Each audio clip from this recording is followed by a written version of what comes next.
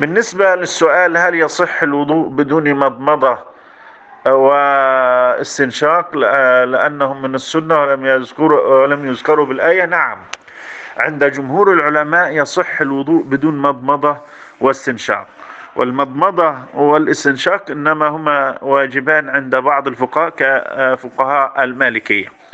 أما الشافعية وجمهور الفقهاء فقالوا أن المضمضة والاستنشاق والاستنثار من سنن الوضوء، ومن شأن السنة أنها يثاب فاعلها ولا يعاقب تاركها، ولذلك المضمضة والاستنشاق من سنن الوضوء وليس من واجبات الوضوء على الراجح من أقوال أهل العلم. ولذلك الواحد لو أكل وهو متوضئ، أكل ثم قام فصلى بدون أن يتمضمض فالصلاة صحيحة، لأن المضمضة هنا سنة وليست من فرائض الوضوء.